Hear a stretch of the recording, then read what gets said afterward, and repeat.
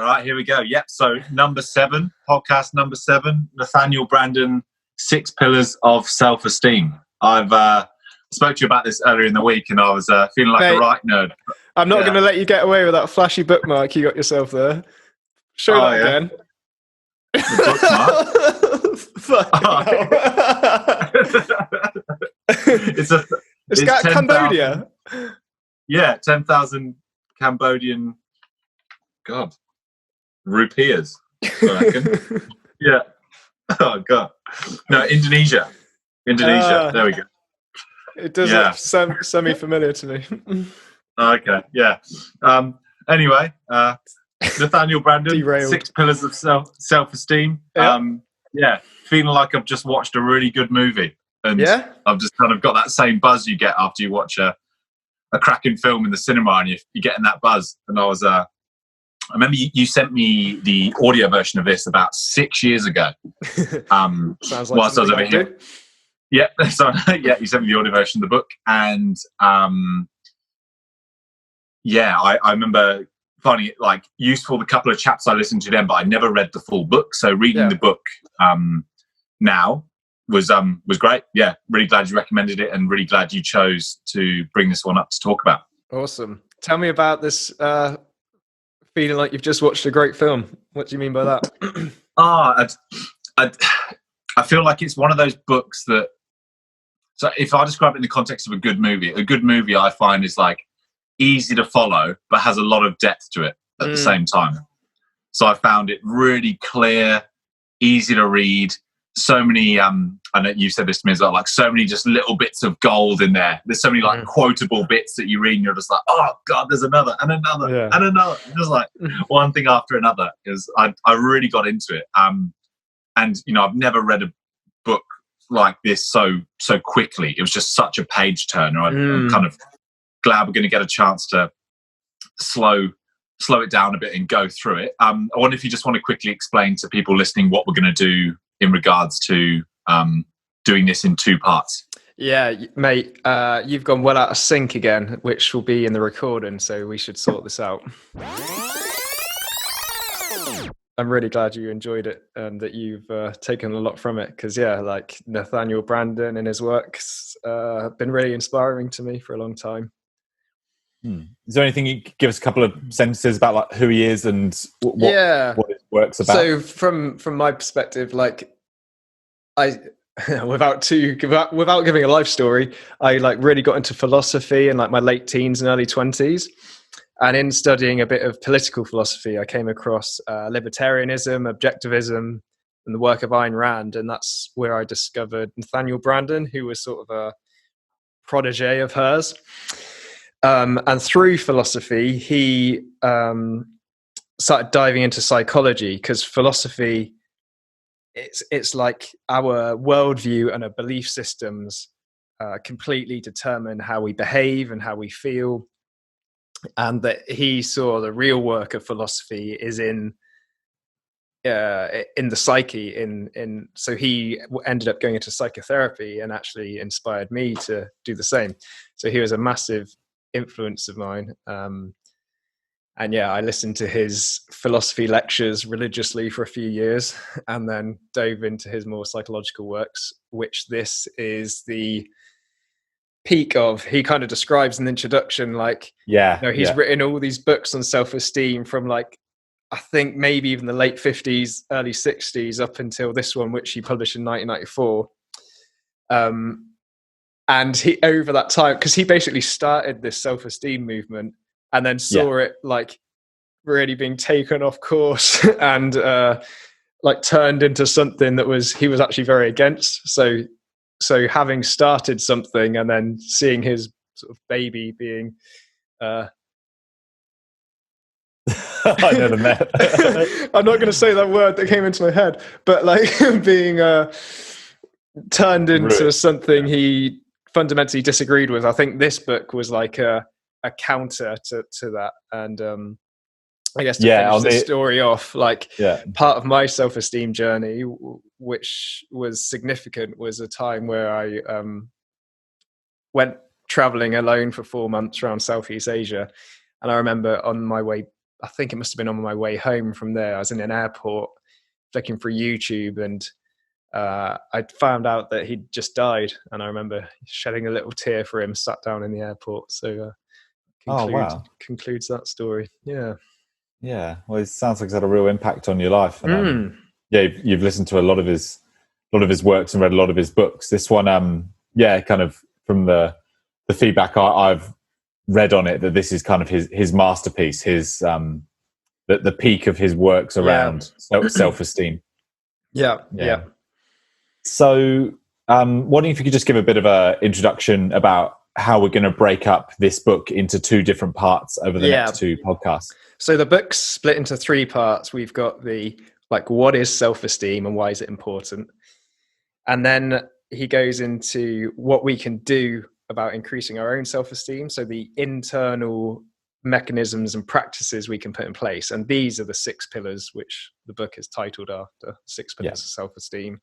And then the third part is the external factors. So like your upbringing you had, the way you were parented, your schooling, your workplace, the things that affect you externally that affect your self-esteem.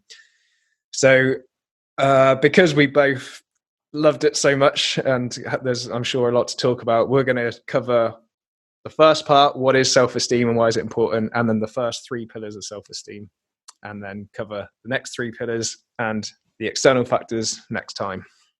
Okay, great explanation. There we go. We'll get straight into it. It seems like there's going to be a lot to cover. So I think a good place to start would be on his definition of what self-esteem is. And he breaks this into 2 parts. So one part of this is around self-efficacy, and the other part is around self-respect. I think it might be useful if I just read out what those definitions are, and we can go into them a bit more. So the first one, in relation to self-efficacy, is the confidence in our ability to think and our ability to cope with basic life challenges. So that's the first part. And the second part, in relation to self-respect, is confidence in our right to be successful and happy, and a feeling of being worthy, deserving, entitled to assert our needs and wants, achieve our values, and enjoy the fruits of our efforts. Quite lovely, isn't it? A nice definition he's got there. So really, I'd never really thought about it in those 2 ways. It's a phrase that gets thrown around quite a lot, doesn't it? Self-esteem.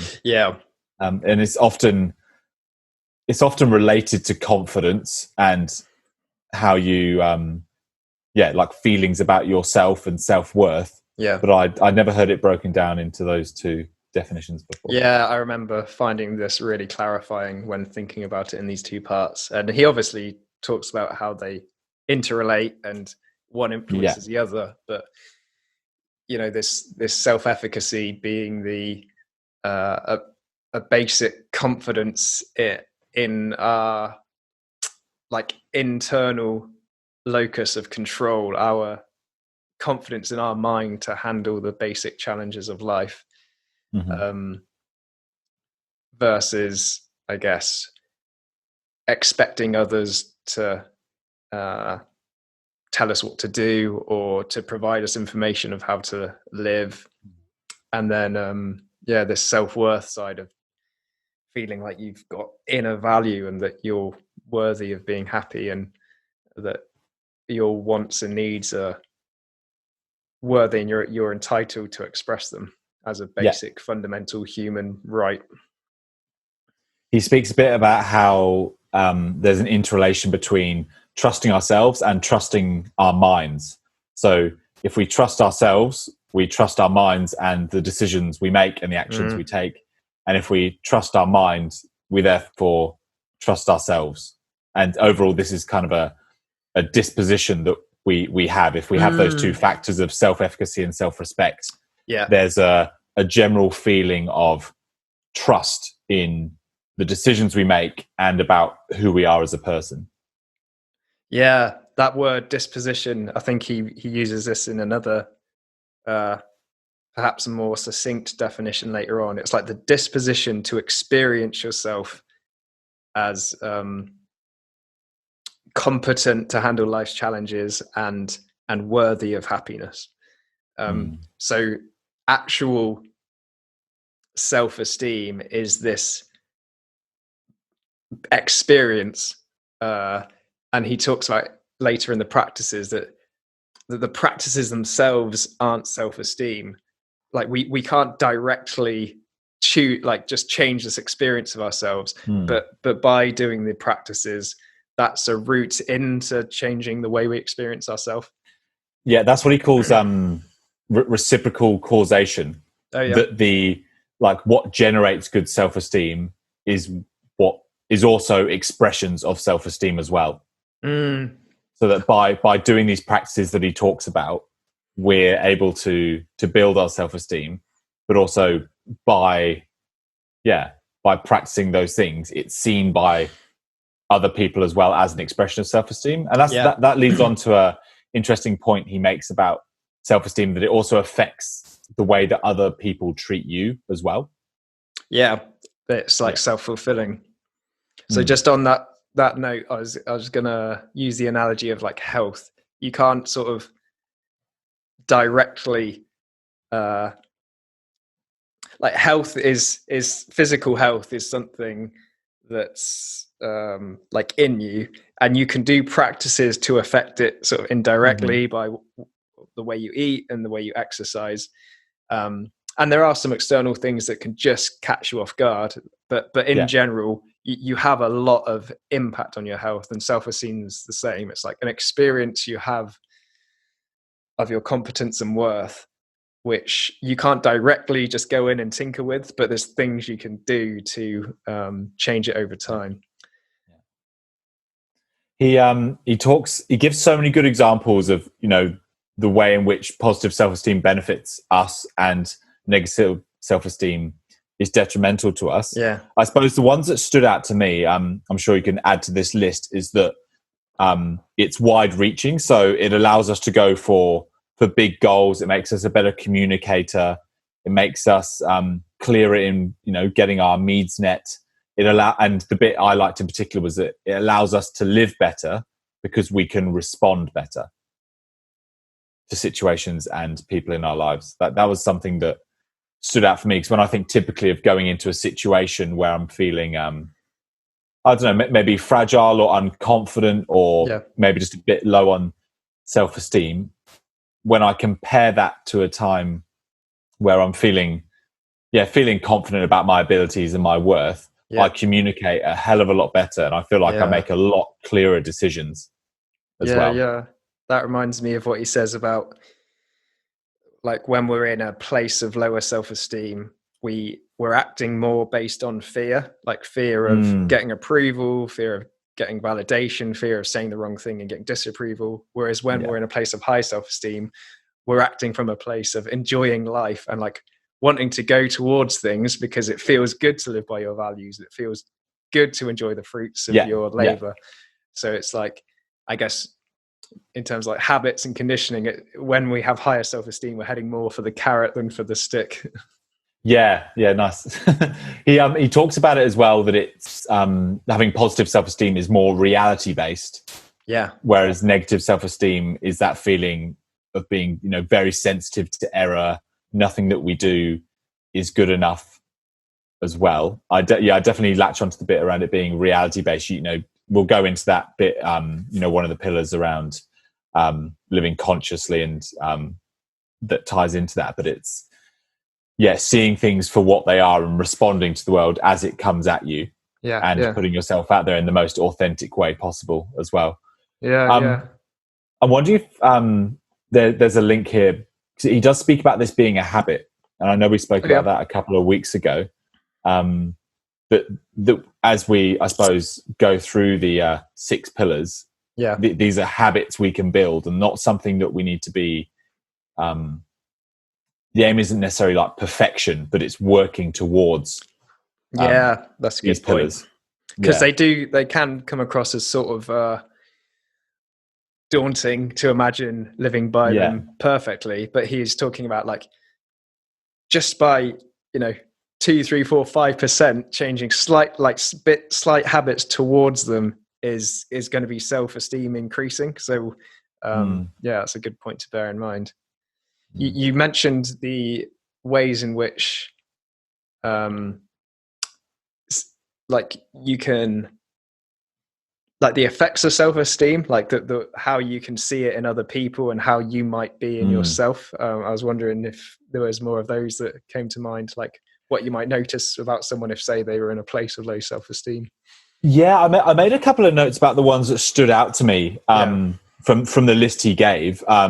Just the overall sense that someone has there's an ease and a spontaneity about them. They're flexible. Yeah. They're not overwhelmed by anxiety. And the bit that stood out in particular was that they're not at war with themselves. That they can handle change, and they're able to experience joy as opposed to just avoiding pain. Yeah. So he says there's just like a general ease, and he talks about the posture in which they hold themselves and the way they speak, speaking clearly, and they stand tall, and they make good eye contact and things like that. It's not hard to see how if you were able to master or work towards these 6 pillars, that you could that would lead to you behaving in that certain way, or at least holding yourself in that way. Yeah, he talks about like muscular tension, and like how, if you're in a place of low self-esteem, or you can see it in others, maybe you're more sort of rigid in your movements and a bit more awkward. Maybe you might mumble more in your speech, or it has kind of less musicality to it, just generally less self-expressive. It's kind of like, don't see me because I'm scared of being judged or invalidated. I was wondering if there's any benefits of having like high self-esteem that stood out to you in the early stages of the book. I think like this idea of, I guess the big one, this idea of like growth and fulfilling your potential. Like if you're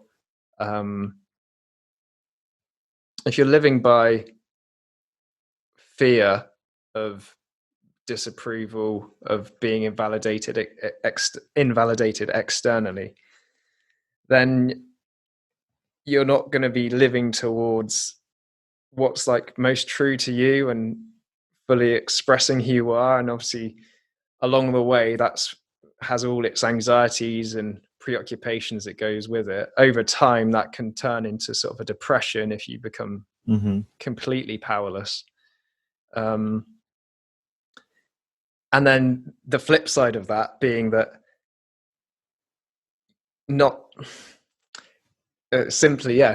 caring what other people think, to the point that, if you live by your values and your integrity, and you thought about that and you're living by that, then what other people think about you really doesn't matter to you if you have that high level of self-esteem. And I'm not talking from a pedestal, because I don't feel like, although I feel like my self-esteem has increased over the years, I don't think I've got to that point I just described, but to aspire to it certainly sounds exciting.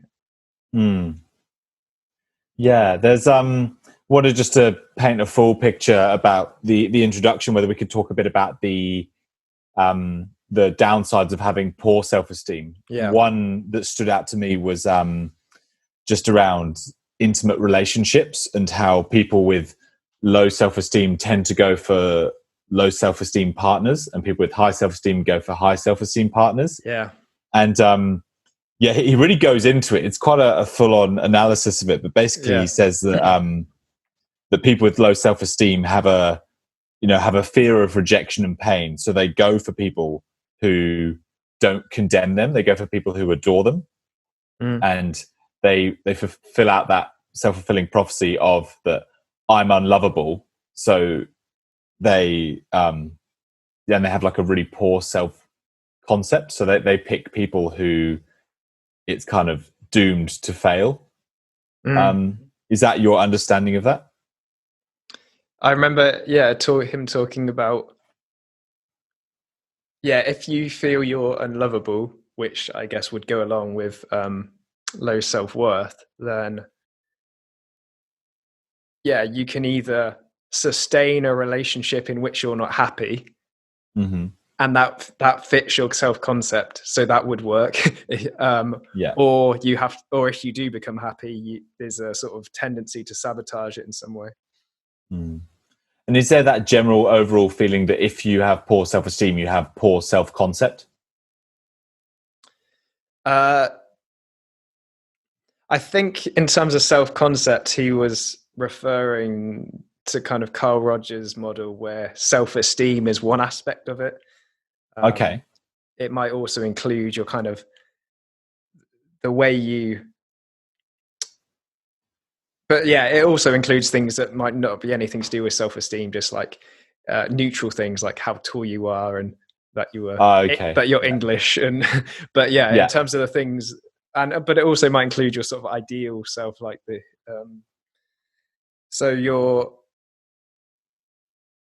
self-esteem is an aspect of self-concept, but not the full picture.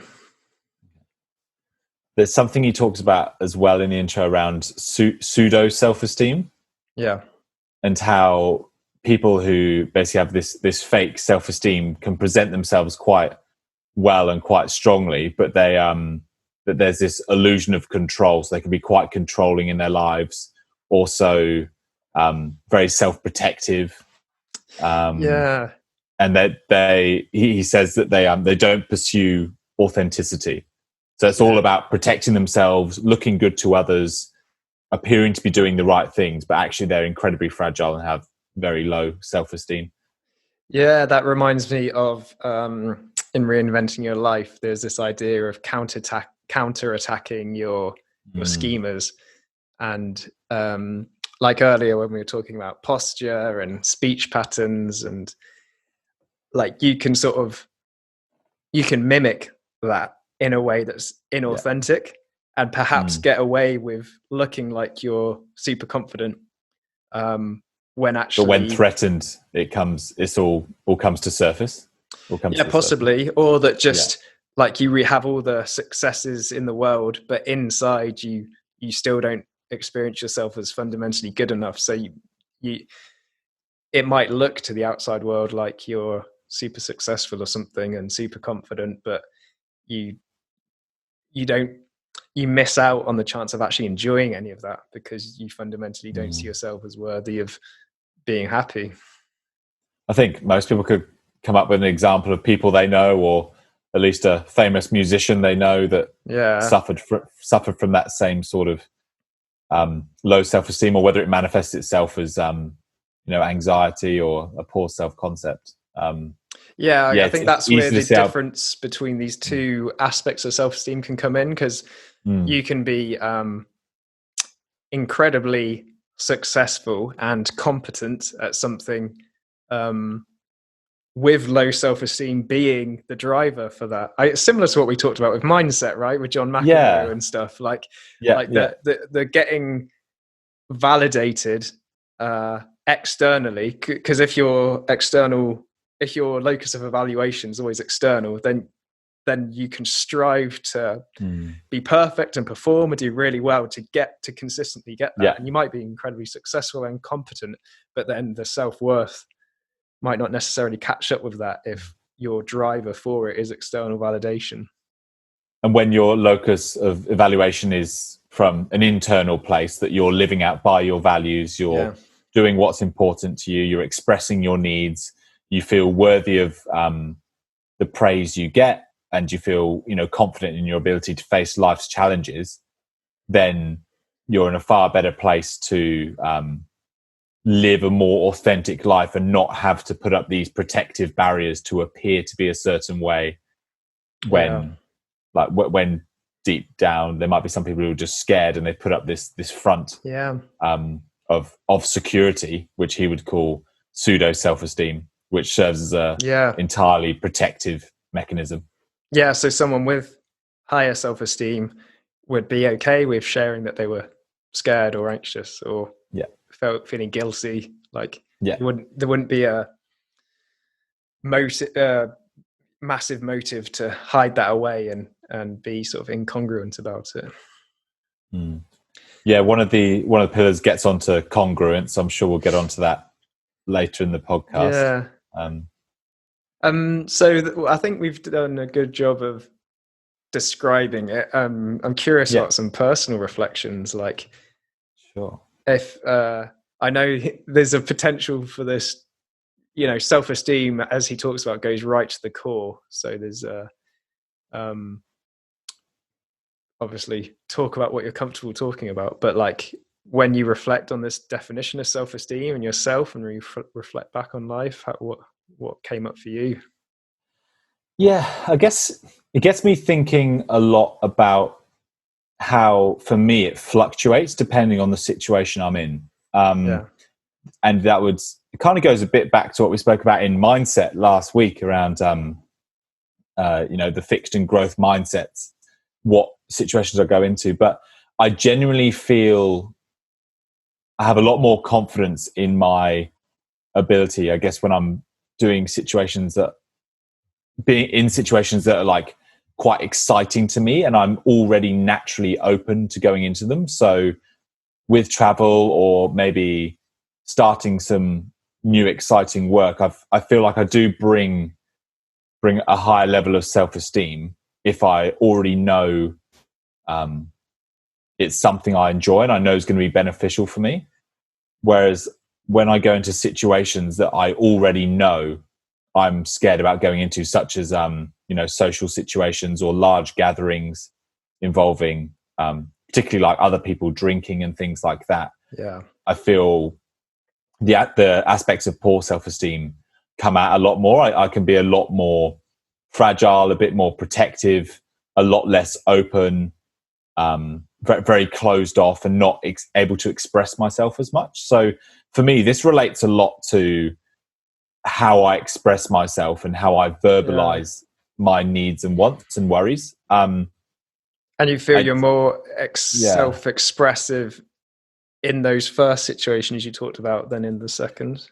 Yeah, I feel it depends.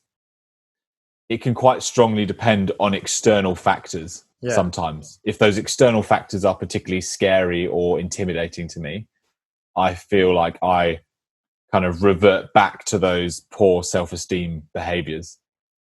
I also think stood out to me as well around the whole like perfectionist side of me, like wanting to do things perfectly or not at all.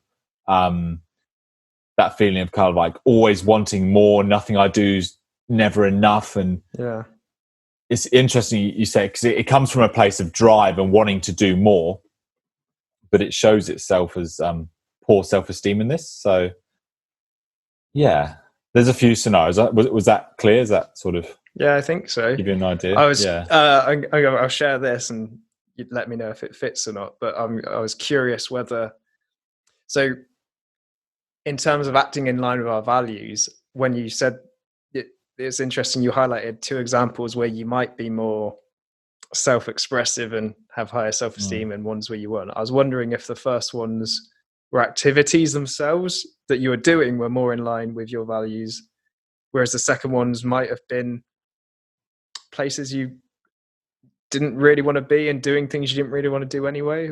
I think that'd be jumping the gun, but no, I think that's correct. Yeah, because when I think of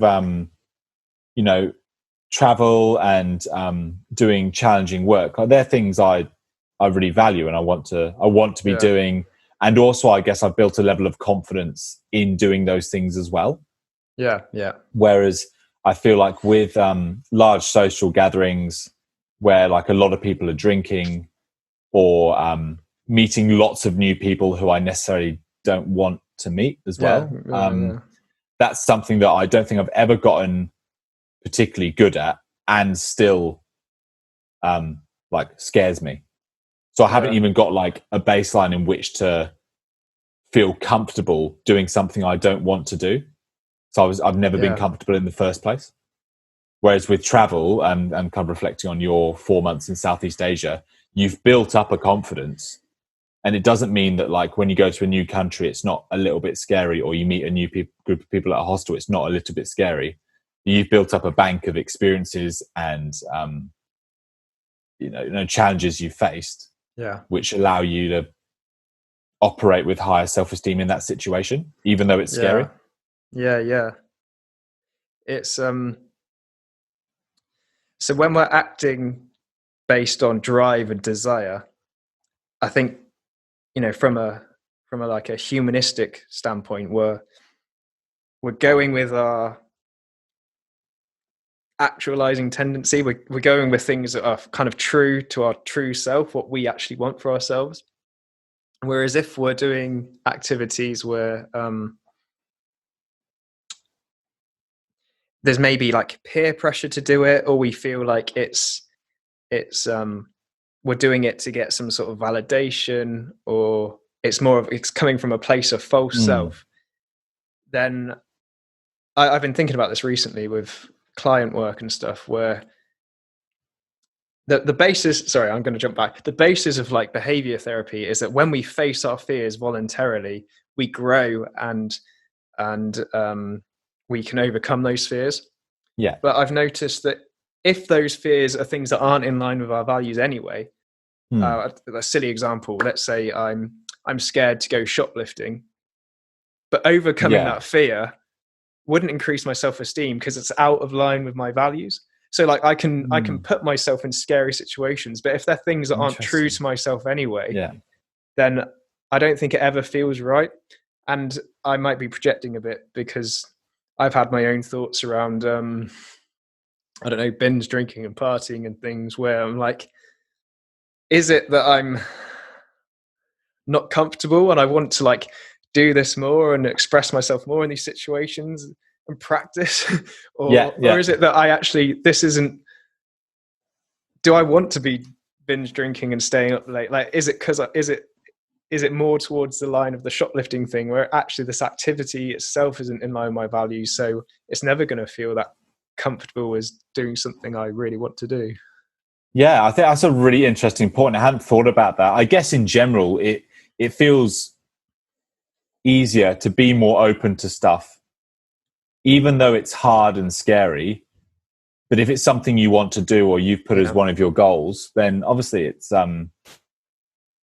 you're going to be more open to that opportunity. But then when it comes to something like that, it has made me wonder, like, do I like going to parties and drinking? Like, is that just something I don't want to do anymore? I guess to tie it back to self-esteem, I'm just thinking of someone who has like high self-esteem. They're able to express their wants and needs in situations that they don't want to be in. They feel worthy, that like my well-being and worth is more important than doing things I don't want to do. Or if I have to do things I don't want to do, I'm able to operate in a way that's comfortable to me. So for example, I'm just thinking of someone who has like extremely high self-esteem. They would have no qualms whatsoever about not drinking at a party when everyone else is drinking. That's kind of what one example I think of. I'm thinking of my our friend Harry, who I'm sure he won't mind me mentioning, but like he's been gigging for years. He's a musician, makes all his money in 2 or 3 or 4 different bands and groups, touring. He's been doing this for years, and throughout it all, he's been in bars, clubs, pubs every night, and he not touched a drop of alcohol in like 6-7 years. And like think of the peer pressure. Every night is going to be someone, oh mate, let me buy you a drink, that was great. Like it's just and he strikes me as someone with high self-esteem, strong self-worth, and ease in standing up for what he knows is true to him. And I think that's a really great example. It's you see it in different aspects of life, don't you? Someone who doesn't take feedback negatively, or isn't too sensitive to that, or someone who's able to in those situations just say what they do and don't want to do. I'm sure he's more than comfortable to express why he doesn't want to, and doesn't feel the pressure to drink if he doesn't want to do that.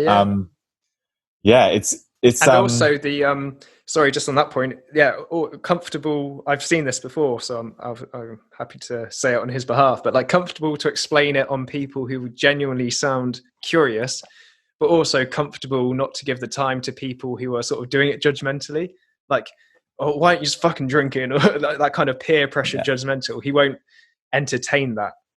But if someone's like, oh, that's cool, how come you stopped drinking, or how come you don't drink, then he'll have that conversation. Yeah, exactly. I've thought that a lot about what I share with certain people, like making an assessment about whether I want to share that with them, whether this serves a purpose or whether it's just kind of a shorthanded conversation. Yeah. Just like that, just kind of how much do I want to share, and what, in line with my values, what do people need to know about me, and what can be left aside. Yeah. I guess it depends on context, doesn't it? Exactly. Yeah. Well, I'm wondering whether we dive into the first three pillars of self-esteem he talks about. Yeah, I think that's served as a good introduction. We've given a couple of examples, and I'm sure it'll all start to make a bit more sense when we go through them. So the first one is living consciously. Yeah, the practice of living consciously. Yes. So, did you want? Yeah, do you want to talk about that? It's a focus on action he talks about, doesn't he? Yeah. So this is the second part of the book, The 6 Pillars of Self-Esteem. And it's all about internal things that we can do, and do could be an actual action, or it could be guiding your attention internally. So action doesn't have to just be physical behavior. It can be like moving your focus of attention rather than avoiding certain emotions or thoughts or something like that. Yeah. So these are all practices. These are all habits. So each one of the pillars starts with the practice of. Because he talks about self-esteem is a consequence of internally generated practices.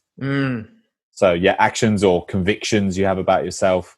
And he says, small steps is a way to integrate these into our lives. So thanks for reminding me that. That's right. And I want to say on that as well that he also explains why he did this first, because he could say like, would it make more sense to explain how our self-esteem has developed in childhood first and then talk about adulthood? But he's saying like, no, by talking about what are the expressions and practices of self-esteem that we're aiming for, then we can sort of reverse engineer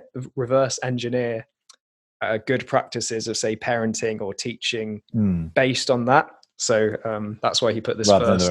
Yeah. Okay. So thanks for reminding me of that. So the practice of living consciously. So the bits that stood out to me is that we're responsible towards reality and not our feelings.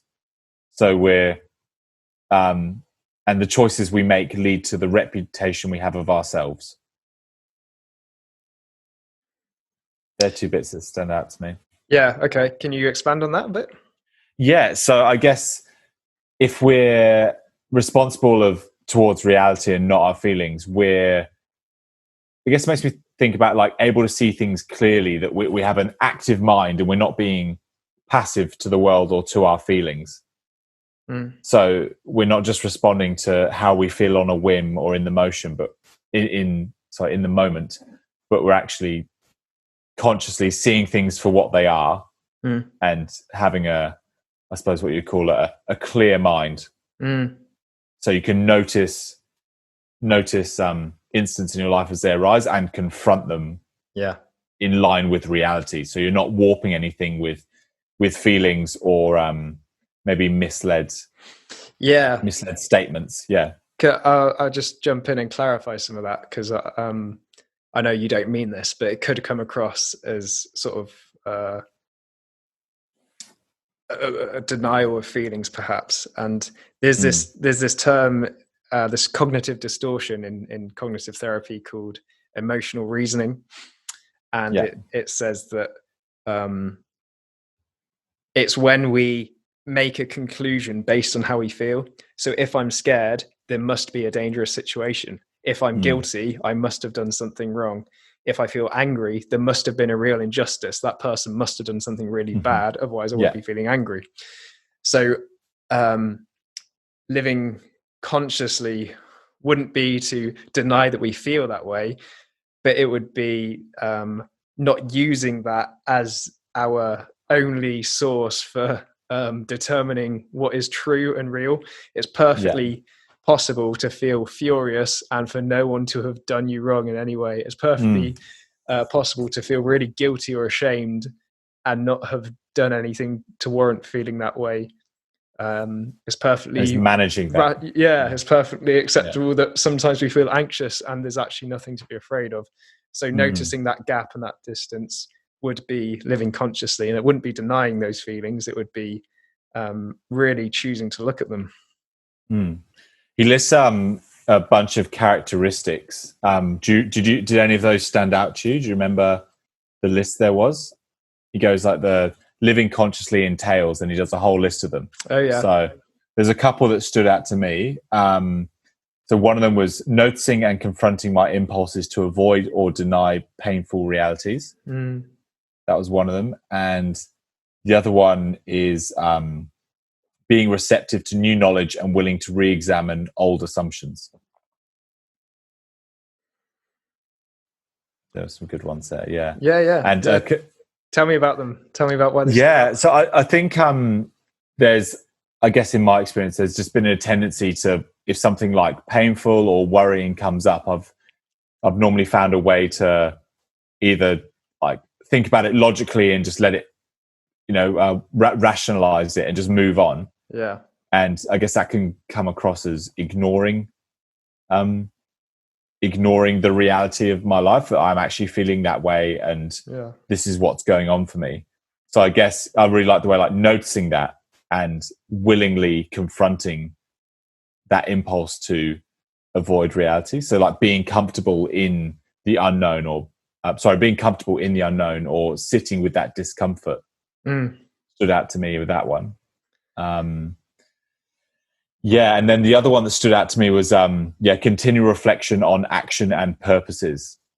So I like how that, I mean, that's something I feel like I do quite regularly anyway, but I guess it's just keeping track of your intentions and whether you're living in line with reality or not.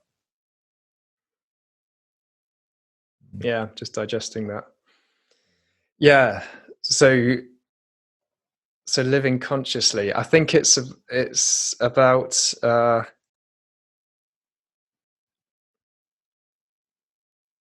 like choosing a philosophy that's like I want to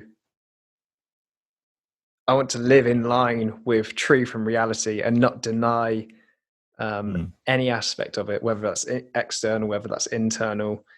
And so I thought a lot about mindfulness and meditation in this section of the book, because like mindfulness practices have us scan the body, notice all the sensations in the body, notice our emotions and our breath and our visual field and what we can hear. And I feel like those skills are really helpful for noticing those times where we might be trying to push away an uncomfortable feeling, or deny a truth we don't want to look at, or keep pushing back a thought that's trying to sort of press itself upon us. Yeah, it's a good starting point, isn't it?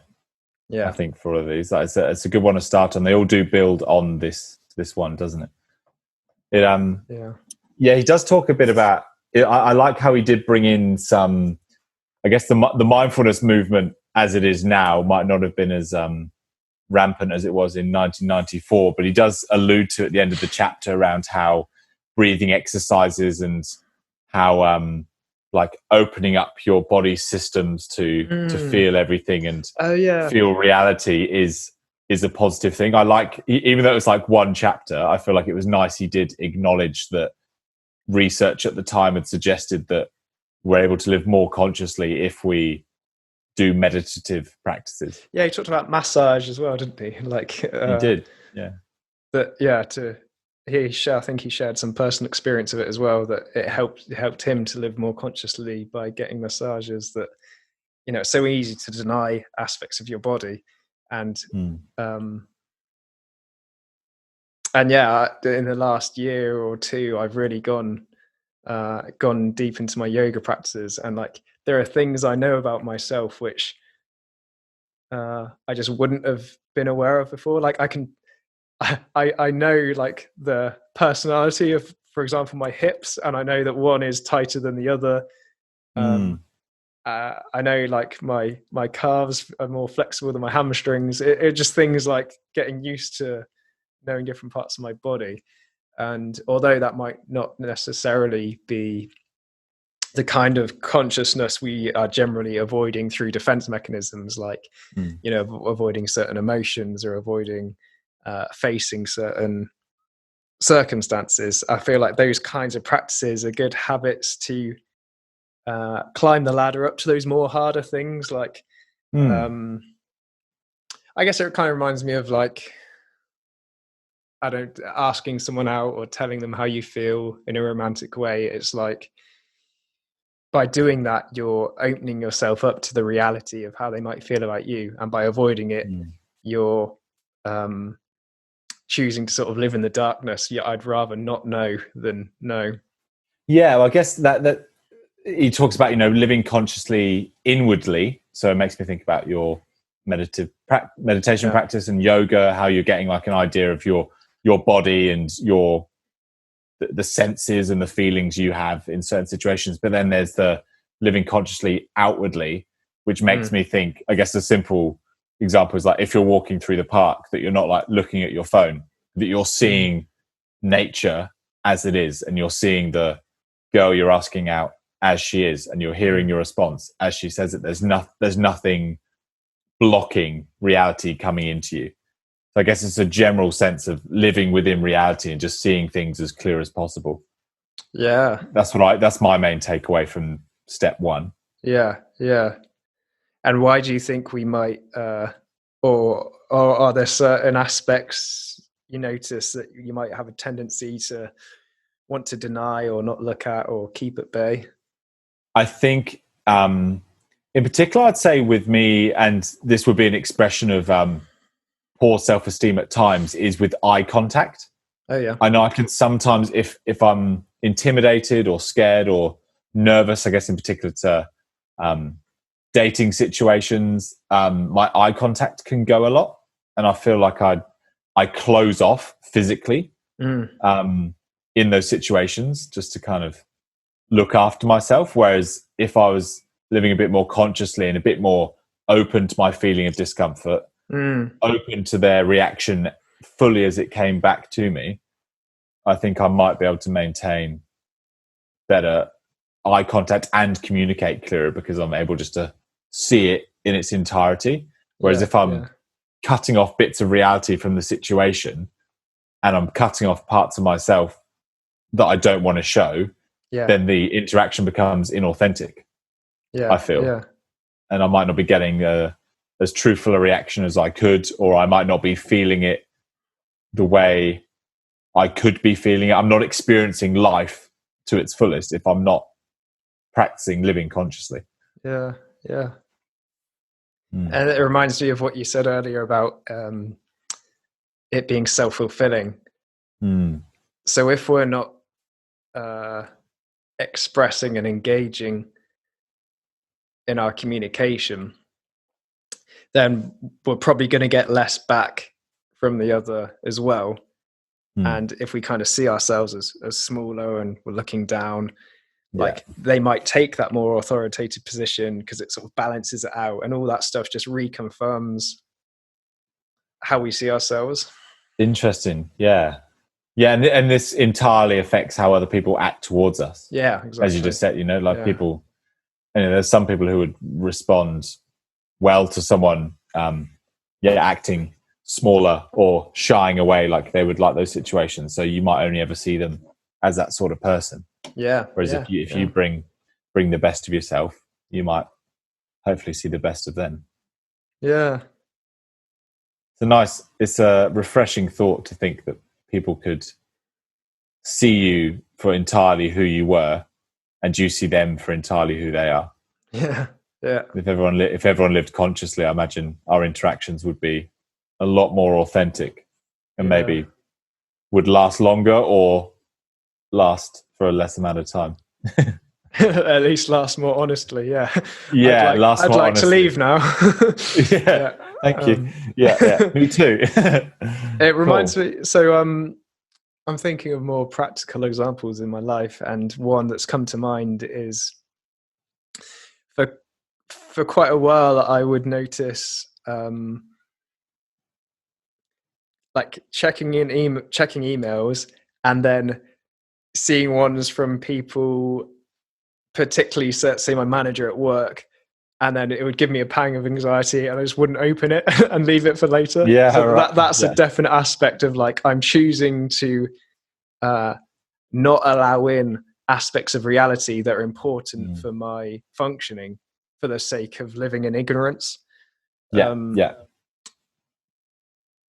if I don't know, maybe a few years ago or something, I was more nervous of hearing about client feedback or if she was questioning my practice or something like that. It's like I'd feel awkward about that conversation, so I would keep that at bay. And I guess in terms of practicalities, the atomic habit stuff has helped with that, because I don't just randomly check my email now. I've been like, I check it at this time and I check it knowing I'm going to engage with everything that's in there until it's done. Until don't shy tomorrow. away from it. Yeah. So that's just a little one that popped into my head. Yeah, he talks about, and maybe this requires a bit of an explanation around sentence completion. So at the end of every pillar, he introduces these sentence completions that you can do, and he asks you to fill them. He gives a series of questions. So, for example, one question from this pillar is, if I was to bring a high level of consciousness to my work, and then it asks you to write down up to between 6 to 10 endings to those as quick as you can. Yeah. And you're supposed to do that across the week. And at the end of the week, you go, if anything that I've written appears to be true, then I should. So one example, is around if I brought higher consciousness to my work, if I brought higher consciousness to my relationships, if I brought higher consciousness for you, it could be to my emails, if I brought a higher level of consciousness to my physical well-being. So I guess in general, it's interesting, and you can do these exercises if you get the book, but it's interesting to think about what areas of your life, if you lived more consciously, the outcomes would be X, Y, Z. And for me, those outcomes would be more authentic relationships. I would face more challenging work situations a bit more openly. Yeah. And I'd be less distracted. There are three answers that come to my head when I think about this. Are there any things that you've thought about in regards to the sentence completions or what that brought up for you? Well, just as you were talking then, one that came into my head was, and probably off the back of what I just said about client work. So I was reading some Yalom recently. He's a psychiatrist who writes a lot of case studies. And he was saying how like he always, at the end of every session, leaves a few minutes to talk about so how are we doing today? Like, how's our relationship, and how was what we talked about to you? How do you feel towards me today? Yeah. And I guess reflecting on that, it's I might sometimes not want to do that. I guess like fear of like, oh, actually I felt a bit distant, or were you really in tune with me today? Like the idea of hearing that sort of feedback, which it would just be their true honest experience. And I my higher self really wants to do this and wants to know that there's that part of me that's like why, the scared part's like, why invite feedback when it could be negative? Like it sounds suicidal. Like, but so that's something I've tried to be more aware of and leave a bit more time for, to ask how my clients are experiencing me and how they feel in relationship, how we feel in relationship to one another. Just being open to hear that. That's a challenge in my life. That's a really great example. Thanks for sharing that. I think that's a really good one. I like that.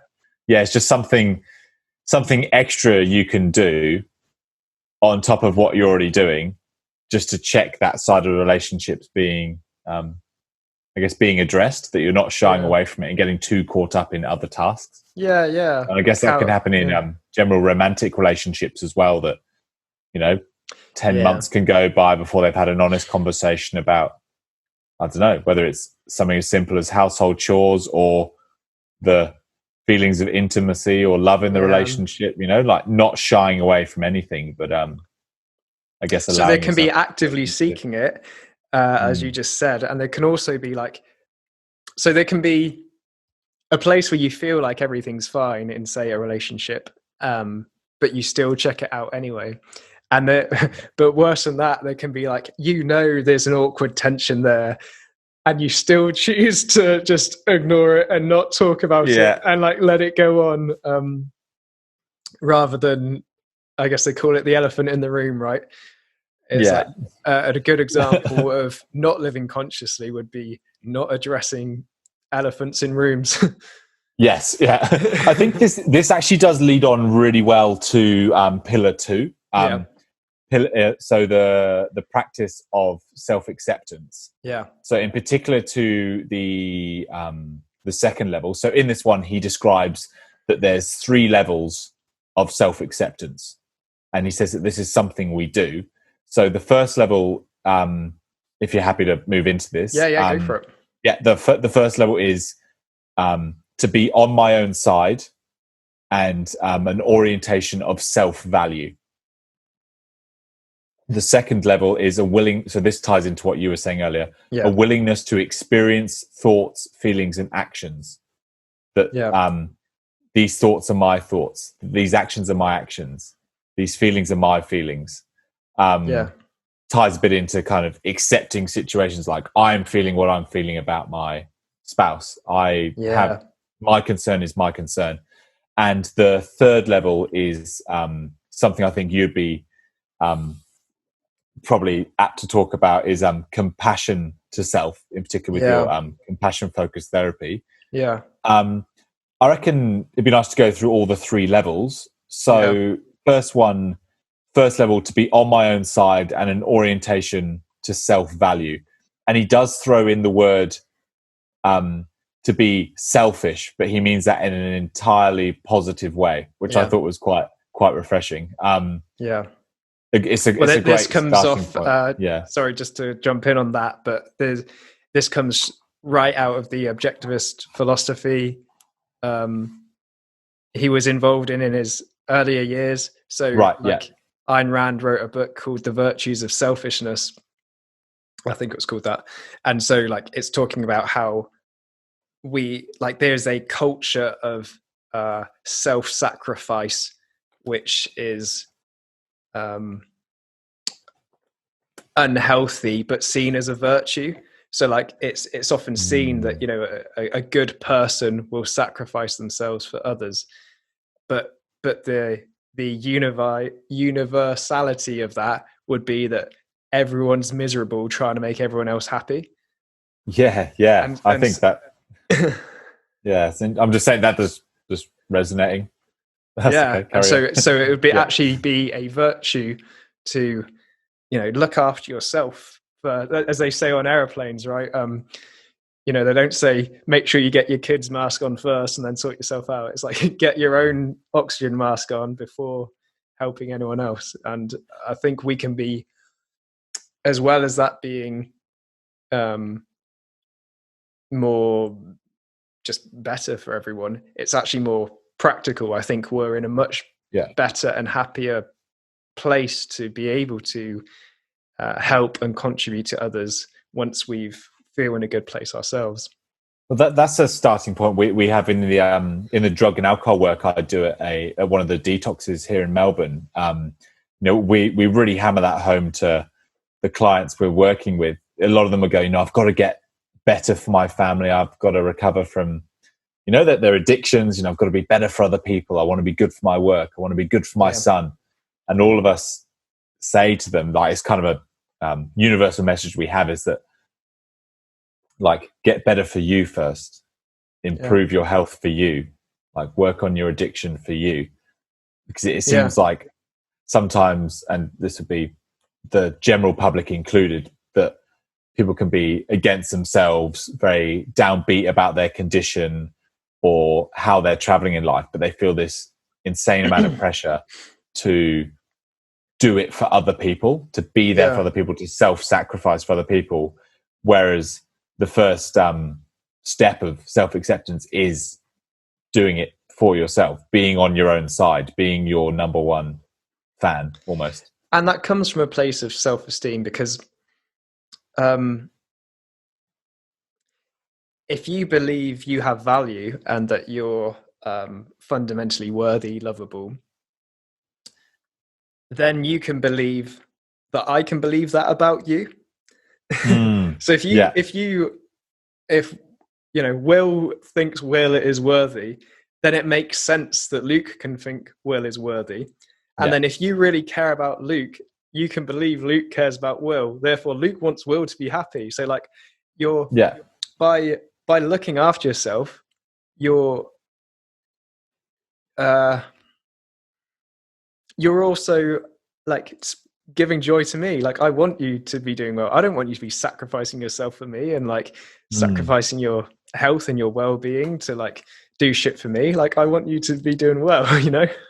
Yeah, I'd say in general, personally, it feels hard to distinguish, but I felt like this level I'm a little stronger at on a practical level. Yeah, that I will do things for me. I won't spend a lot of time doing things that I don't want to do, and I try and do things of value that are meaningful to me, like in a practical sense. But in I wonder if in I guess less practical sense, like mentally, whether those convictions are true to me and whether they're actually something that's in my daily self-talk around self-acceptance. It's an action that I do take, but I wonder whether it's something I need to reflect on a bit more. Internally, yeah. So can you tell me how that's expressed internally then? I understood the externals. Yeah, I suppose I experience like a lot of self-doubt and nerves, as I say, in particular to social situations or doing challenging things at work. But my response to that is often to, knuckle down and just do the most practical, deliberate, purposeful thing for me. But maybe I've skipped over the reason why I'm doing that for myself. Right. So am I doing this just because it's like a practical, rational way to address that fear that I might be not feeling good enough in that situation? I just kind of jump to the solution as opposed to kind of look internally, go, actually, what am I feeling here? Am I feeling that maybe I could be a bit more compassionate to myself in this situation, or sit with the discomfort for a bit longer rather than just trying to solve the problem straight away? This reminds me of this idea of the experiencing self and the remembering self. And this has been playing a role in my life recently since I've tried to instill lots of new habits and address projects I've been avoiding and that sort of thing. I found that when we did Atomic Habits and I was talking about this new exercise routine I'd implemented, and we talked about the potential for the whole house of cards to fall down. Well, just update, it hasn't. I'm still going strong with it. But I was about to ask. But I think why the house of cards can fall down is because even though I'm doing well in terms of things that are for my remembering self, so I'm doing things that when I look back on at the end of the day, I'm like, I'm really pleased I did that. Or I look back at the end of the week, I was like, that's going really well. I think the times at which the house of cards falls down is when I'm not paying enough attention to the experiencing self and like, am I actually enjoying this in the moment? And sometimes just stopping to take a breath and and letting myself enjoy it is all I need to do. I don't have to actually change what I'm doing. I can be in the middle of you know, a set of press ups and smile to myself like, yes, like, like this is what I want. I love this. Like, this is what I'm living for, and like enjoy that moment. Like, I'm enjoying the burn, you know. Especially when you're doing something really meaningful and valuable. It's like you want to savor that. You want to enjoy that. You want to feel like you're doing that for you, not just as a means to an end. Yeah, I think that about sometimes, you know, in challenging work I do, I'll have a day where I'm just like flying, getting like shitloads of stuff done, and it's all purposeful and meaningful. Yeah. But at the end of the day, I look back and I go, I did some great work today. But then I also look back and go, I didn't kind of feel that as I did it. I was there's some sort of consciously necessarily. Yeah. So I guess this does, I think they all tie together, don't they? But this definitely ties into the living consciously side. But like, well, you have to be living consciously to be able to accept it, because you can't accept what is unconscious. Yeah, that's it. Yeah. And he's that definitely leads on to that bit he says around accepting the disowned parts of self. So that if we're living consciously and we're practicing self-acceptance, that we're not denying any joy as well as any negative feelings that we're having on a day-to-day basis as well. And I think that's great you brought up that feeling joy part of it before, you know, allowing ourselves to, what makes us happy makes us happy. What makes us frustrated makes us feel frustrated. Like, my feelings are my feelings, my thoughts are my thoughts, my actions are my actions, you know, good, bad, and different. We're not denying any of it to ourselves. We are fully accepting and integrating that. And I think the reason perhaps we can use all these defense mechanisms to make ourselves not conscious of certain things, like we repress things, we deny things, we distort the truth to ourselves and to others to hide parts of ourselves. I think the reason we do that is because they're things we don't want to accept. So it's almost like we don't want to accept them, and that's why we're not conscious of them. So again, we're sort of reverse engineering that by making it conscious. It's like, shit, I'm going to have to face that. I'm going to, and then, although accepting it perhaps comes a bit after being conscious of it, almost by being conscious of it, you're perhaps begrudgingly accepting it just by looking at it. Well, then the next that leads us on to level 2. So instead of begrudgingly accepting it, creeping into your consciousness, it's willingly accepting it, willingly experiencing these feelings, your life, the parts of you that you do and don't like. He says in there that it's all me.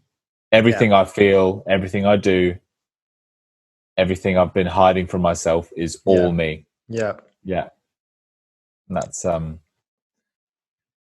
it's that's a scary thing for some people.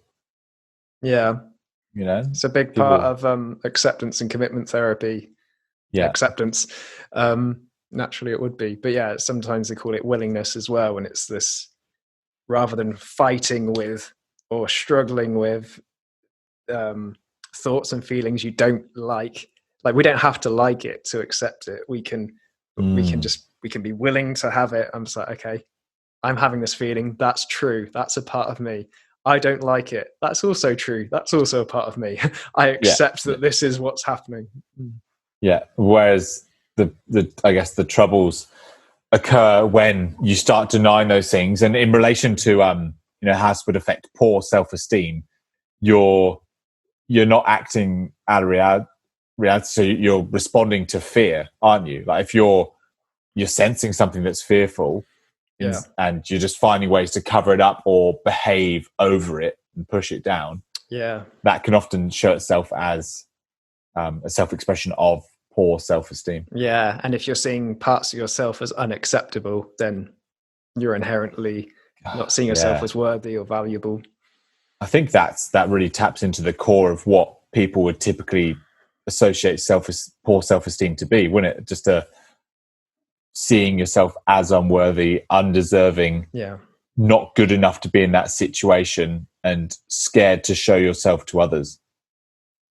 That'd be the original definition I would have before I read this book. Well, this is the the second part, which he usually calls self-worth. I guess you could imagine someone who has self-worth, but who is perhaps completely dependent and assumes that other people should look after them. So that would be having self-worth, but not having self-efficacy. It's like, well, I feel like I'm worthy of happiness, but I expect everyone else to give it to me, and I'm not going to act on it. I don't have confidence in my ability to do it. Who am I to act to do anything for it? Yeah, like I can't know anything. I can't use anything. Authorities have to look out for me. That is interesting. Just to jump to this as a side note, that you could have, a strong sense, on the flip side, a strong sense of self-efficacy, like a strong confidence in your ability to think and do what's best for you and address basic challenges in life, but then also feel undeserving of any praise you get, not feeling worthy, and not feeling entitled to assert your needs or anything like that. It's interesting to think, like, do you have one or the other, or do you have both? I meant to say this at the start, but I conveniently avoided it. But yeah, like, I've reflected on that reading this, and I see a massive disparity in myself looking back to that one you just described, where it's like I quite early learned that I didn't really trust authorities to tell me what was right or true. I generally built a disdain and distrust for them, and that I took a real sense of self-efficacy, that I could learn and I could develop skills, and my mind was fully capable of handling life. Drop me anywhere and I feel quite confident I'd be okay. Whereas the self-worth stuff was much lower. I wouldn't like express my needs. When, I remember being like going to friends' houses as a kid, and if the mom would be like, "Oh, do you want anything to eat or drink, Luke?" I might say no, even though I did, like that kind of stuff. That's probably just being English, isn't it? That's a good point. But reading this book again, and it's like, I think low self-esteem is a sort of epidemic, because, we'll get to this next week, but because of the way we inherently see children as sort of inferior and don't respect them, I think like the low self-esteem is very common. I think I've made notes on in some of the other pillars around cultural aspects of this, worth just mentioning, that different different cultures have different ways of expressing themselves and experiencing emotion and hiding certain parts from each other.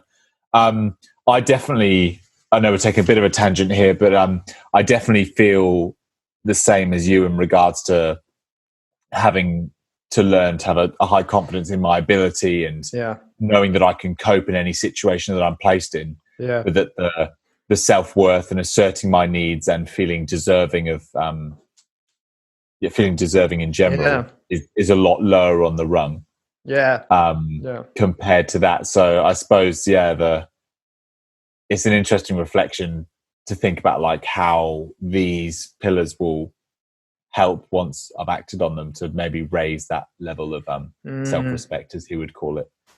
And reflecting on the book and that particular aspect we've just highlighted of having a sort of imbalance of being perhaps much higher in self-efficacy than self-worth. They're kind of learning to be conscious and accepting of enjoying the fruits of your labor, as he put it, or enjoying, because you and I were, with things like doing this podcast and doing exercise, like probably our perfectionist traits and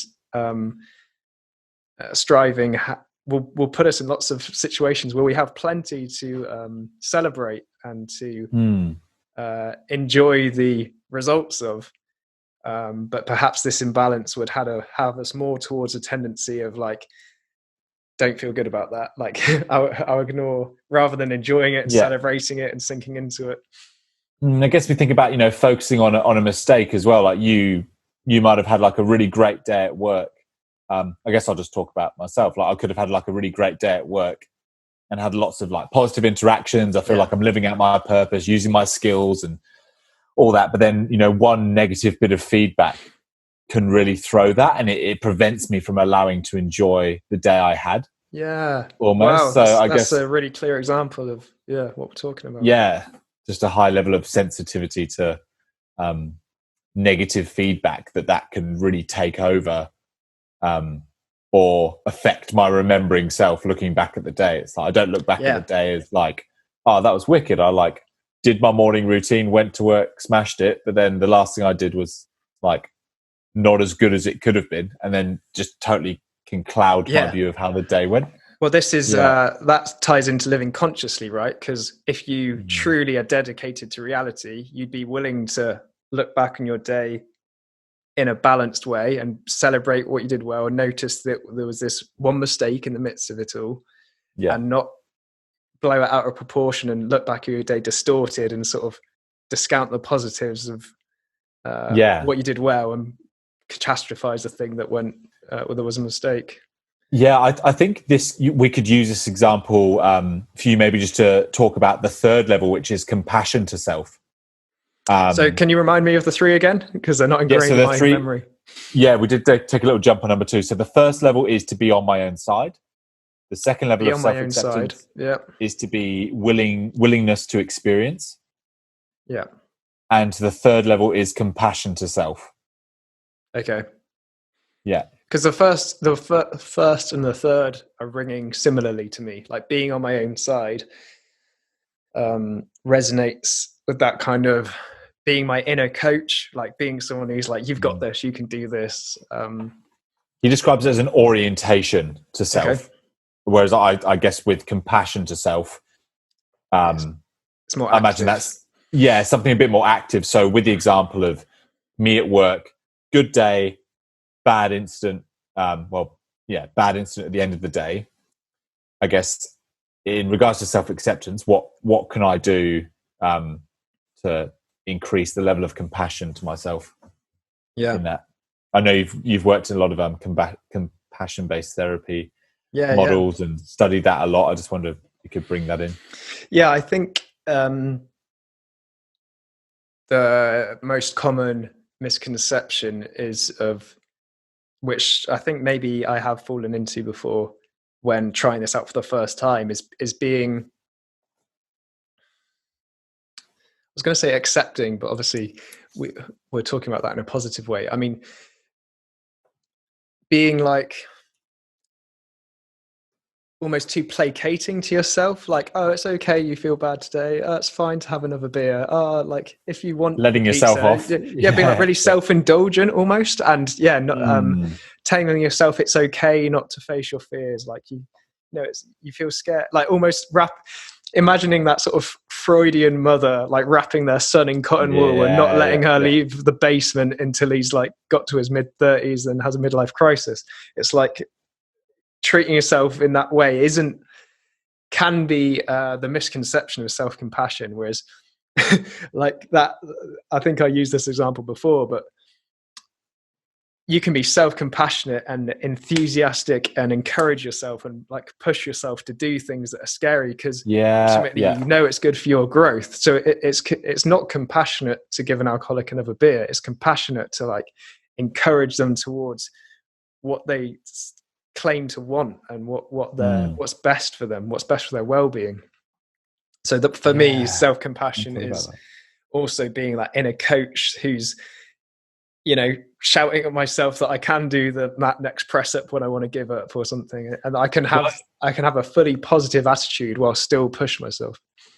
Well, he talks about that it's around taking responsibility, which is really interesting how that links to what you were saying. So in being compassionate, you actually take responsibility for the problem or the aspect of yourself that you're facing, and you're willingly doing something about it. You're not kind of being passive. And I wonder, just that whole concept of like treat yourself and it's just one day, or be kind to yourself and treat yourself to that meal. You deserve, it can definitely go the wrong way to the point where it's just like, well, you're just treating yourself every day now. You're building habits of just living by treats. You're like, it's like there's no limits. Like you would if you were a sort of placating parent who just gave your child everything they asked for, it's like that's not good for them. Like they need to learn to clean their teeth, and when they're in their 20s, they'll hate you if you haven't taught them to do that when they're little. Yeah, exactly. Yeah. So that ties up self-acceptance, pillar number 2. I reckon we can move on to the third one. I think links into that third level of self-responsibility. So he describes this as a sense of control over our existence. And he says this is like really essential to raising your level of self-esteem. And there's a quote I wouldn't mind starting with that I really, really liked. Made quite a few notes on this, but he goes, if I'm not willing to take responsibility for my desires, they're just daydreams. Yeah. So that bit really stood out to me. Just think, we can have all the best intentions and goals and desires and plans, but if we don't take responsibility for doing something about it, it's just a daydream. Yeah, love that. Yeah, definitely just have my own struggles with that. And so what I've got here about self-responsibility, that you're accepting control over your actions, your life, and your well-being. That like your disposition is to assume that if you're not okay, then only you can do something about it. He gives same as the other ones, he gives examples of what this entails in a day-to-day sense, and the couple that stood out for me was, I am responsible for the level of consciousness I bring to my relationships, and I am responsible for accepting or choosing the values by which I live. So I like how he gives examples of what those are. Those are the two that stood out to me for sure, in particular around relationships. It's totally up to me how much attention and action I put into my relationships.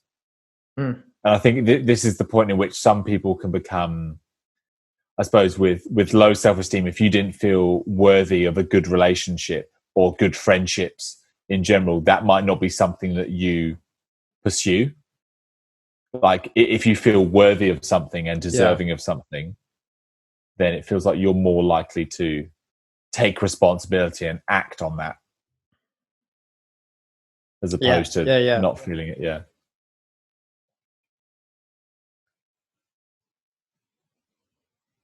And then it works the other way as well, that if you do take responsibilities for those things, you're casting yourself a vote that I am someone worthy of this.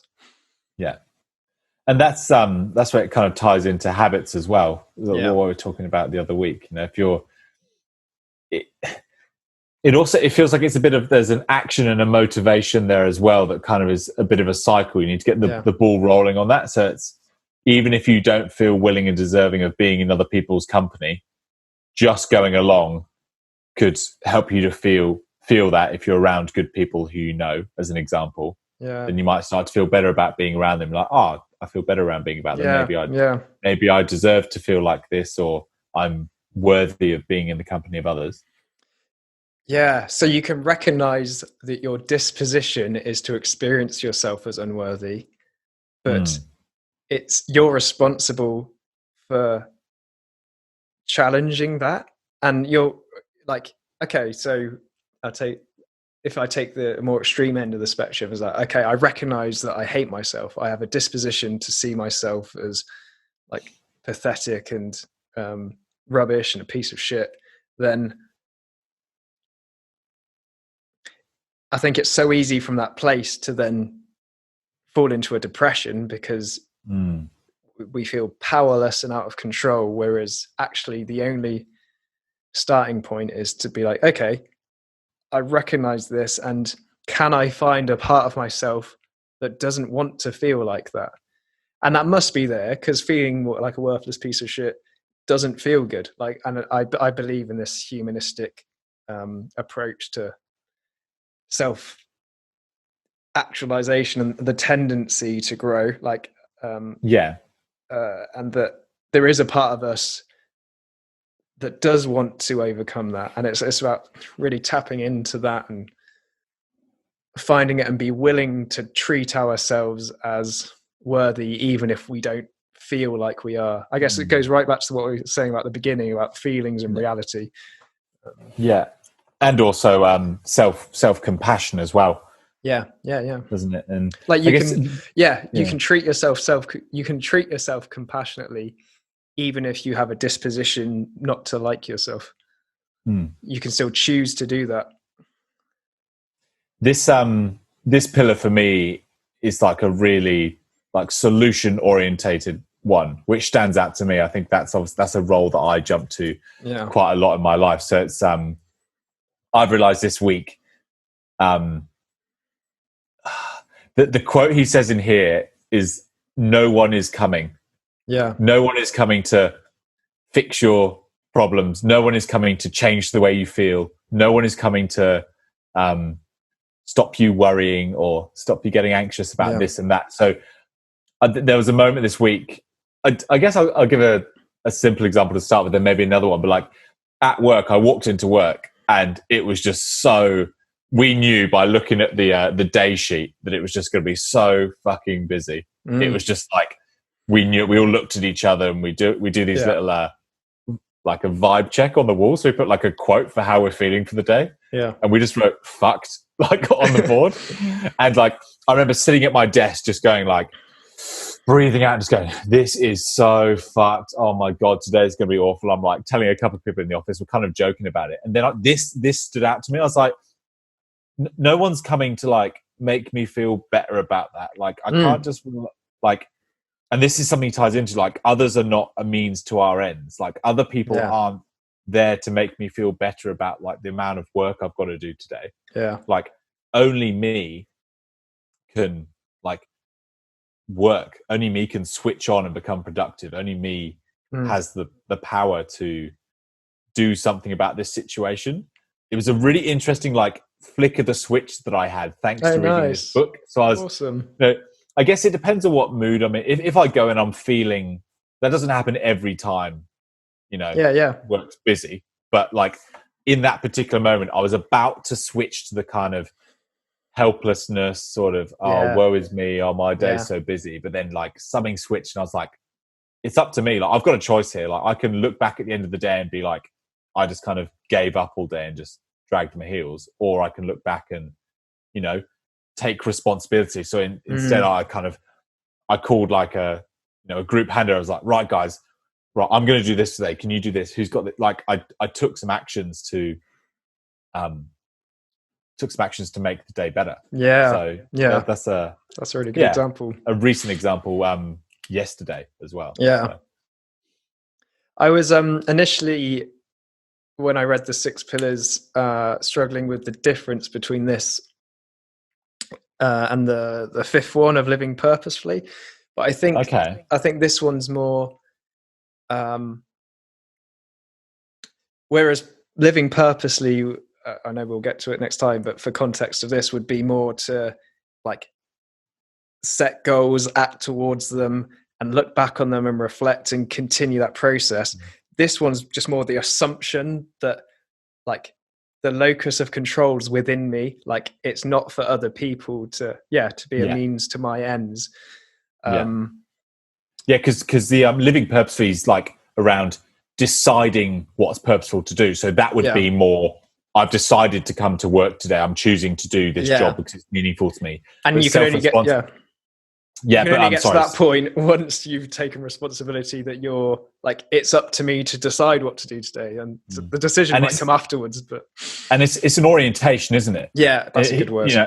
It's an orientation that and it goes again back to self-acceptance. These all tie in really nicely. Like I am my feelings, I am my choices. Like, and that's what I was just sat at the desk, just going like, what? My responsibility. I have a choice now. No one's coming. It goes back again to choice points that we spoke about in the road less traveled, and we've talked about in multiple other in habits as well.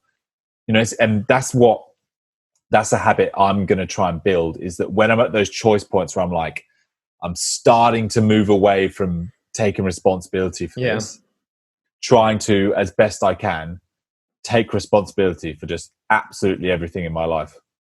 Just every decision, every feeling, every choice. It doesn't mean I have to do something about it necessarily. I could choose to not do something.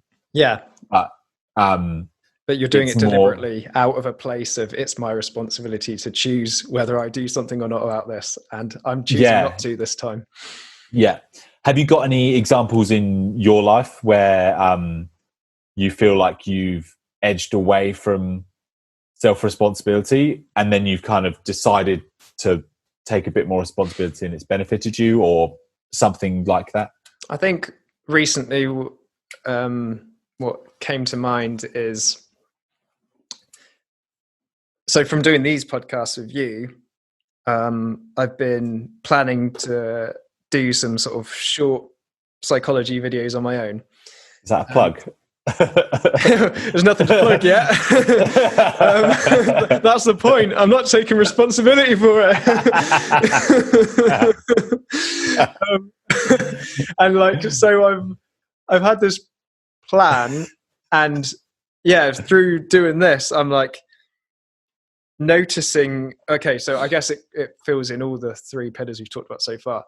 Raising my consciousness to when I'm tempted to procrastinate, like looking at that feeling. It's like, why do I get the urge to cook now when I've told myself I'm going to sit down and write this script or whatever, like, and listening to that and maybe riding that craving. And then I guess digging more into it and recognizing that it taps into a fear of, if I pursue this, I'm setting myself up for potential failures, whereas if I don't do anything, I'm not. And I guess I'm trying to turn that around to see that the only real failure in life is not trying. But so I've put more actions in place. I've done a couple of recordings, and I guess there have been times where I'll get to an end of the day, you know, my reflective self will come on. I'll look back, and I might be, say, disappointed with the amount I had worked on this project. And in terms of responsibility, so this is more, yours was more a present in the moment, like, what can I do now? This was more a reflective one. But I think by taking my natural stance is to sort of feel down about it, like to feel low that I've not acted or at least done as much as I had planned or something. Yeah. But that feeling but then again, raising consciousness to that, accepting it, but also recognizing, well, that feeling of lowness is coming from a place of like, I'm not in control, I'm powerless, like, oh, this has happened again, I've procrastinated again, whatever. And it's not coming from a very compassionate place, and that of a more heightened, like, oh, look, here's another great opportunity. You're now reflecting on your day. You're conscious of what's happened. You're accepting it, and it's a perfect opportunity to look and learn about this pattern. And what was it in the day that led you to urge away from taking responsibility? Like, exactly. Like, do you need to make it more specific, a habit, or as you look back on it, like, what did you actually do? At what point did your mind drift? And at what point did you unconsciously find yourself doing a different activity? Are you enjoying doing this? Yeah. Yeah. So it's, and that's been really helpful. Yeah. And I have found one or two times where, you know, I've got into a flow state with writing and recording, and I've actually been able to enjoy it in the moment as well, which has been great. Nice. But I've still been doing some procrastination on it, and but learning to take more of a stance that, like, it's not just going to happen. Like, I'm responsible for like writing it, recording it, telling myself it's done and publishing it, and like no, like that's not going to happen unless ultimately I just do it.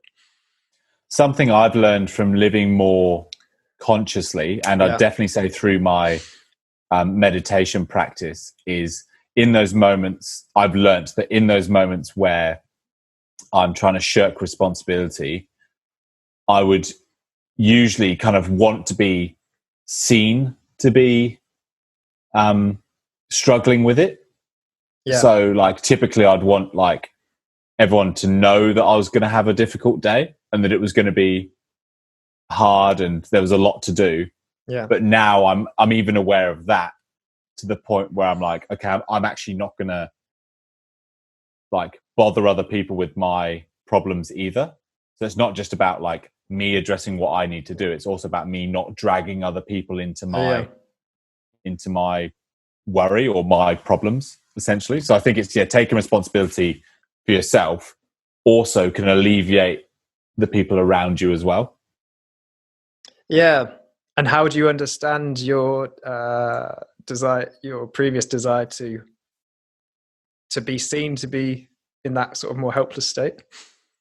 I think it was more, I guess, just as a communicator in general, I feel like before I do something, I like to communicate people where I'm at. Just in general, I think I built a bit of a habit of sharing a lot about what I'm doing that day before I do it. Yeah. So I guess in that particular moment, it's kind of, I feel, I guess, more justified in my fuckedness if I've like told someone I'm fucked. Right. As opposed to like just going like, okay, like this is my problem today. Maybe stop using the word fucked. Like just be like, today's gonna be a productive day, not a busy day or a crazy. Yeah. So that's something I've definitely learned over the last, I'd say, even like 5 years, just being really conscious about when I'm deflecting responsibility in subtle ways by kind of telling people. It's like if someone says to me, oh, just do what you can today. I'm like, yeah, I'll just do what I can. Like I'll just do what feels manageable, like almost looking for validation to take shortcuts. Even if that's with the gym. I say to someone, oh, I'm feeling so sore today, like I can't be bothered going to the gym. Someone's like, have a rest day. You feel more justified in not taking responsibility. When you're relying on other people's external like validations or rejections of what you're doing almost. Yeah. So you can tell me if this is well off the mark, but what came to my mind was I wondered if you express that I'm stressed and daunted by this day ahead, then later if if you make an error or something slips up, then you've kind of covered your back a bit. Whereas if you come in feeling like I'm feeling really good today, and then like later something happens, you maybe feel a bit more. Yeah.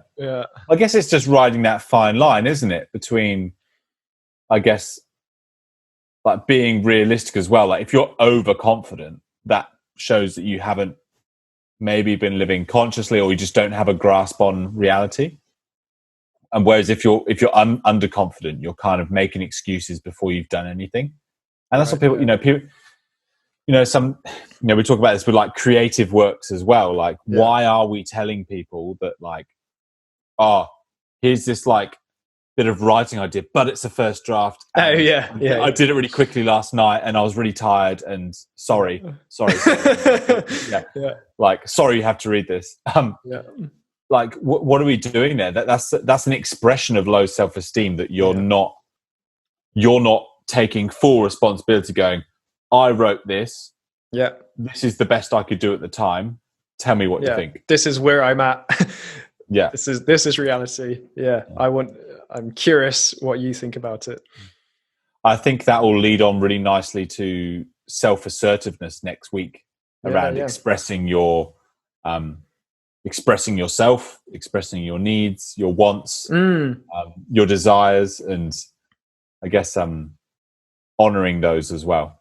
I I've not thought about this before, but it feels like these first three are like internal practices of orientation and disposition, whereas the next three are more externally expressed.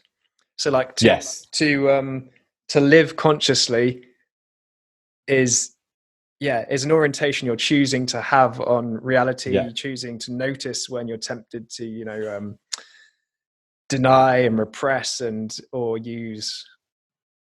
There's loads of ways to deny reality. We can take substances, we can use distractions like TV, social media. And then, self-acceptance is another orientational disposition that like, not only am I choosing to look at reality for everything it is, but I'm not going to tussle with it. I'm just going to choose to know that that's the way it is and that's okay. And then responsibility would be, and given that I'm the only one responsible for doing anything about these things. And that these are all, this is like a nice setup, isn't it? That's a platform for then the next three, which are active external expressions of that. Pillar 4, self-assertiveness, pillar 5, living purposely, and pillar 6, personal integrity. I think you gave a really great summary there of what we spoke about for the last while. I think that for me, that's a great place to end it. I think you really summarized that well. So we've given a bit of a foundation and a bit of an introduction around 3 of the pillars and what self-esteem is. And next week we'll be talking about the other 3, which we just mentioned, and the external ways in which these can external influences on our self-esteem. That's it, external influences. So cool. Yes, I'm glad we split this up. I can't imagine getting halfway through this and being like, oh, we've got another 3 to go. So I'm glad we took the time to do this properly, because it's a really fantastic book, and really encourage anyone to have a read or flick through if you're going to listen to the next one. But we'll I look forward to using this as a platform to now noticing what comes up for me this week to reflect on next time. Yeah, it's great. Yeah, definitely. It's happened with the other books as well, where like we've talked about it, and that's inspired me even more, to the point where I have so much more to say. But we've done that book now. So this is quite exciting that we're going to touch base again next week and talk about what we've learned more. Yeah, cool. No, I'm really excited. Thanks again. We're flying through these. It's been a good COVID, isn't it? So. I'm sure taken responsibility and accepted the situation. Yeah, love that. All right, mate. Well, chat to you soon and see you next week. We'll chat more. Yeah, good to see you, mate. Thanks a lot. See you, mate. Bye.